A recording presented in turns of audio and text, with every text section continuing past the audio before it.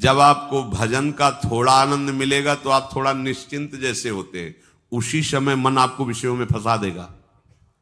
जब आपको भजन का अभ्यास बढ़ने लगे, आनंद मिलने लगे, तो आपको उदासीनता बढ़ानी है, हंसना नहीं है, लोगों से मिलना नहीं, खेलना नहीं है, क्योंकि इस समय चढ़ाई का है। आनंद स्फुरित होने लगा, बचाओ, बिल्कुल आसपास से सुरक्षित हो जाओ। वो आनंद ही आपको ऊपर ऐसी स्थिति में ला देगा जहां ये विषय नहीं ले जाएंगे। भगवान कह रहे परमम पुरुषम दिव्यम याति पार्थानुचिंतयन्। जो निरंतर अभ्यास चिंतन का करता है, उससे चित्त में ही भगवत साक्षात्कार हो जाता है। अगर आप सावधान नहीं रहेंगे, चिंतन सही नहीं रहेगा आपका, तो किसी भी अवस्था में ये विषय चिंतन छूटने वाला नहीं। अभी हमारे पास अवसर है, अभी हमारे पास समय है, चूको मत। ये बहुत सूक्ष्म लड़ाई है, ये कोई बाहर के लाठी डंडा गोली वाली लड़ाई नहीं है, ये अंतर की लड़ाई है। इसमें बड़े बड़े हार जाते हैं। अगर कोई जीत पाता है तो एकमात्र भगवान को समर्पित चित्त वाला जीतता है। हमें लगता है आपको बढ़िया समर्पण का अवसर है। अब आप ये जो मना किया जाता है, उन विषयों का भोग करते हैं, विषयों का सेवन करते हैं, तो फिर ऐसा लगता है अब हम नहीं कर पाएंगे, हमारे पास कोई चांस नहीं रह गया कि अब आपको संभाल सके। इसलिए आप सहयोग कीजिए। ये बाहरी आनंद 4 दिन का है, मान जाओ, बाहरी आनंद। ये श्री जी के मार्ग के लिए हम कह रहे हैं किसी जन्म में भगवत प्राप्ति करनी। अगर आप नहीं कर मानोगे, मनमानी आचरण करोगे, तो भ्रष्ट हो जाओगे। ये संसार का स्वरूप है, किसी न किसी बहाने से वो आपको सतमार्ग से हटाएगा। ना किसी को घर आने दो, ना किसी के घर जाओ, ना किसी को रंग लगाओ, ना किसी से रंग लगवाओ। अपनी प्रिया प्रीतम के साथ होली खेलो। यहां जो सत्संग हो रहा है ठीक है, सुना, एकांतिक किया, कुटिया में जाओ चुपचाप, अपने श्री जी को रंग लगाओ, श्री जी के सामने पद गाओ, श्री जी के सामने नाचो, उन्हीं तो भावना में उनके साथ खेलो, किसी और की जरूरत नहीं। कोई अब दूसरा हमें छुए, दूसरा कोई हमारा अपना बने, अब हमें जरूरत नहीं है। देखो हमारी भाषा समझ में आ रही हो तो समझ लेना, नहीं बाद में पछताओगे।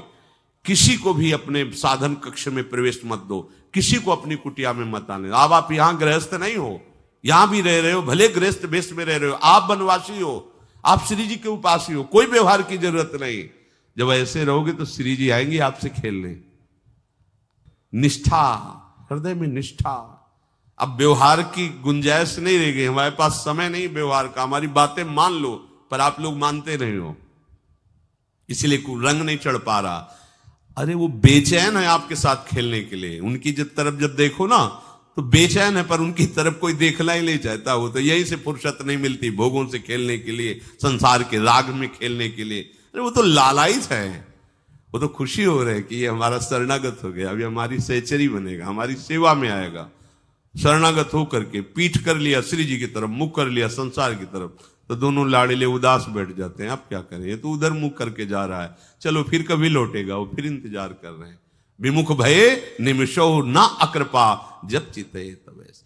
खूब अभ्यास करो नाम जब। कोई होली दिवाली त्योहारी, हमारा सारा त्योहार लाडली लाल से है, इन्हीं के साथ खेलो।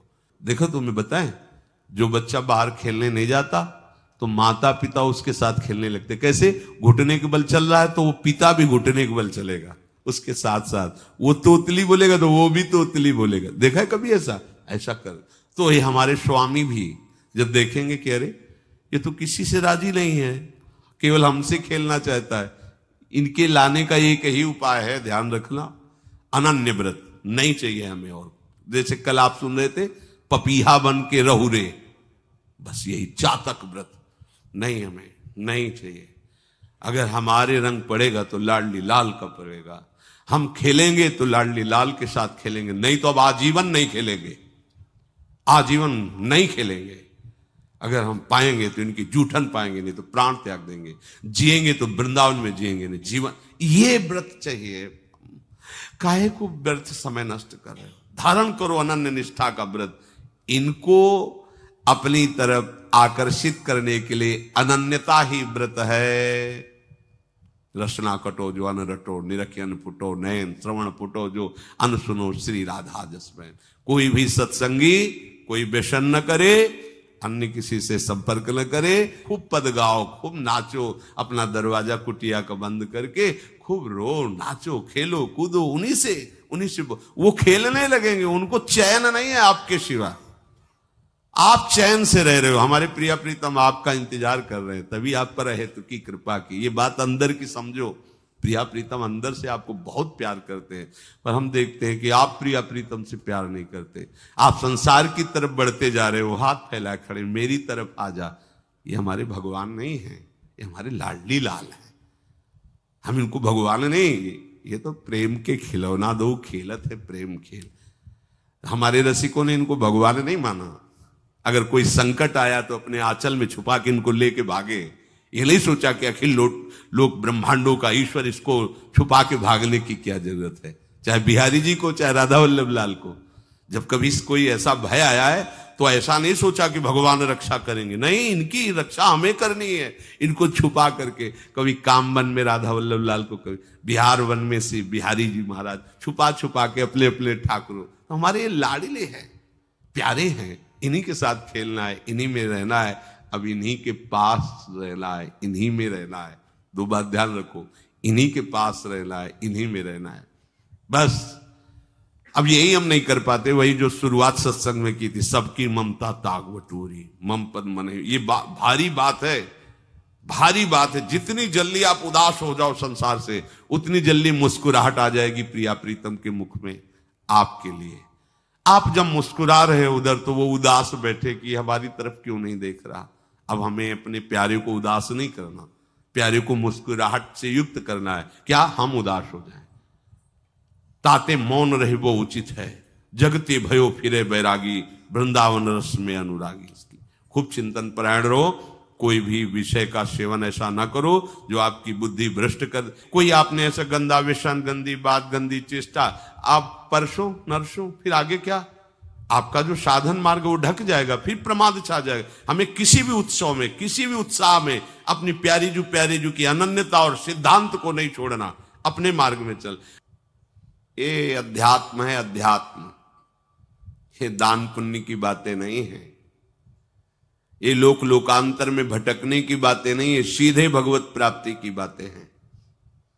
यत करोषि, जो भी तुम करोगे वो तुम्हें अपने आराध्य देव के लिए करना है, आराध्य देव को समर्पित करना है। देहाभिमान अभी कुछ ही समय में गलित हो रहा है, ऐसा आपको अनुभव होने लगेगा। कैसे समझेंगे? देहाभिमान गलित हो रहा है जब आपका अपमान हो और आपको कोई फर्क न पड़े, आपका सम्मान हो, आपको कोई हर्ष नहीं हुआ, बड़ा लाभ हो गया, कोई सुख नहीं हुआ, बड़ी हानि हो गई, कोई दुख नहीं हुआ। शरीर स्वस्थ है, कोई हर्ष का विषय नहीं, शरीर अस्वस्थ है, कोई शोक का विषय नहीं। यह है देहाभिमान गलित होने का स्वरूप।